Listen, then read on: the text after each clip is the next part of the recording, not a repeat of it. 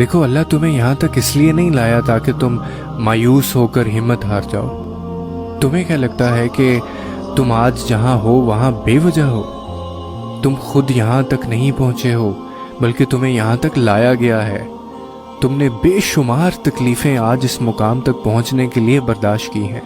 اتنا سفر طے کر لینے کے بعد آج جب منزل تمہارے سامنے کھڑی ہے تو تم کیوں ہار گئے ہو؟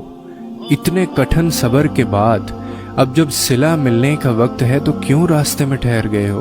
اٹھو، اب تو سفر ختم ہونے کو ہے۔ اب تم منزل کی نہیں بلکہ منزلیں تمہاری منتظر ہیں۔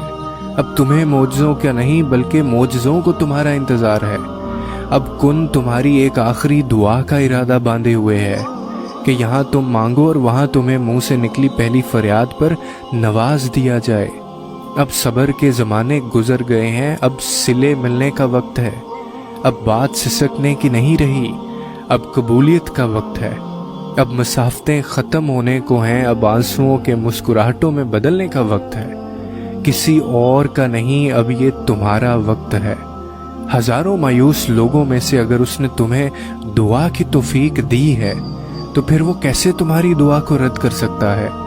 جس نے دعا کا حکم دیا ہے اس نے قبولیت کا بھی تو وعدہ کر رکھا ہے۔ تو پھر اس دل کو منا لو یقین پہ اور اس کو اپنی رضا میں راضی کر لو۔ اگر اس نے راضی نہ ہونا ہوتا تو وہ تمہیں کبھی بھی منانے کا اشارہ نہ دیتا، اور وہ یقیناً تمہیں وہ سب دینے والا ہے جس کے لیے تم راتوں کو اٹھ اٹھ کر رویا کرتے تھے۔ کبھی کبھار بس ایک ہی دعا سب بدلنے کے لیے کافی ہوتی ہے، خاص طور پہ تب جب کچھ بھی بدلنا دل کو ممکن نہیں لگتا۔